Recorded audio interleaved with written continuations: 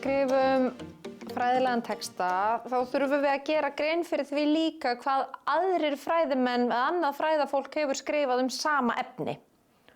Og það kallast fræðileg samantekt eða literature review og yfirleitt fyrsti kaflinn á svokölluðum meginmálsköflum í hefðbundnum rannsóknarritgerðum. Kemur strax á eftir inngangi. Það sem við þurfum að passa okkur á þegar við erum að skrifa fræðilega samantekt er að við séum ekki bara endurtaka það sem annað fólk hefur skrifað, heldur erum við að leita að þemum, við erum að leita að einhverju svona, það sem maður kallar stundum bil eða gat á fræðasviðinu, það sem okkar rannsókn passar inn í.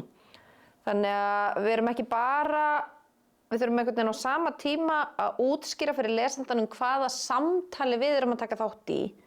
Því fræðileg skrif alltaf þáttaka í einhverju fræðilegu samtali.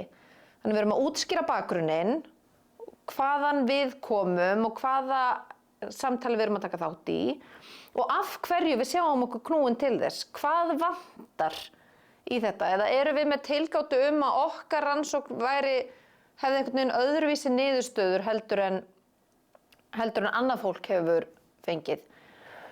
Þannig að við erum einhvern veginn að reyna bæði svona útskýra landslagið og segja lesandanum hvernig við pössum þarna inn í. Og það þýðir að við erum svolítið svona, við erum að leita ákveðnum þemum og við erum að reyna að gera þetta án þess að vera í miklum upptalningarham.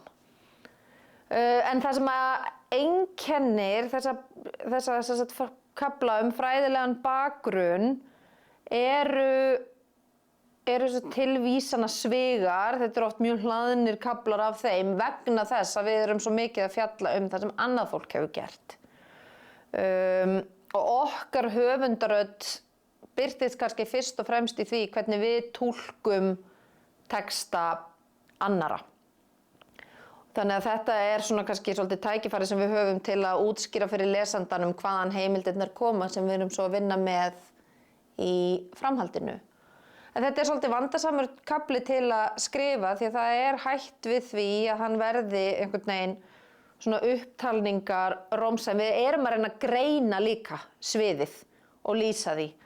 Þannig að við hvetjum nemendur til að gefa sér mjög góðan tíma til að gera grein fyrir fræðilegum og kenningalegum bakgrunni. Þetta líka tækifæri til að sýna að við skiljum hvað einkennir fræðasviðið sem við erum að skrifa inn á og hvernig okkar þáttöku í því.